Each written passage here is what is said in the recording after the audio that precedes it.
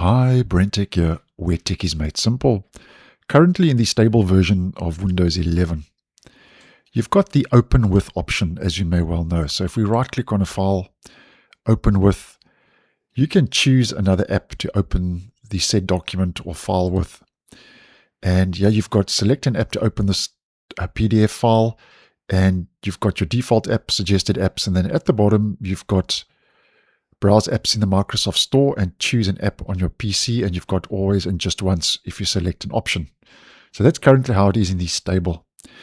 Now, Microsoft has recently rolled out a new Windows 11 preview build to the dev and the beta channel late last week that is going to make a bit of a change to that Open With dialog, because it introduces a new feature that will show recommended apps from the Microsoft Store in the Open With menu when attempting to open a file that has no default app set or has an unknown file extension.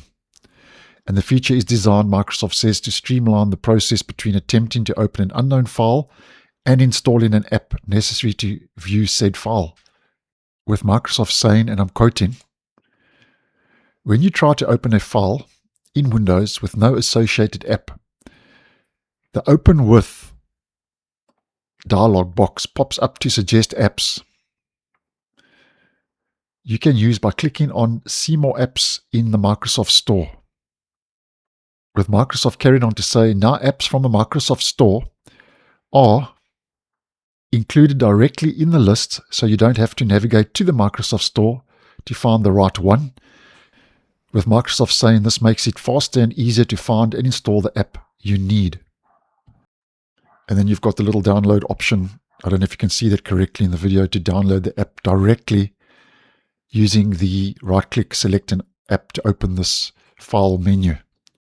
Now, although in theory this looks like a good idea and may streamline your workflow a bit better, this addition could be viewed as advertising, because obviously Microsoft will then show you or advertise the app that it recommends you can download from the Microsoft Store to open the said file as mentioned. And this new change is gradually rolling out for insiders in the beta and the dev channels as mentioned, so not available as yet in the stable. But let me know what you think down below. Handy addition or just advertising? Be interested to know. So thanks for watching, and I'll see you in the next one.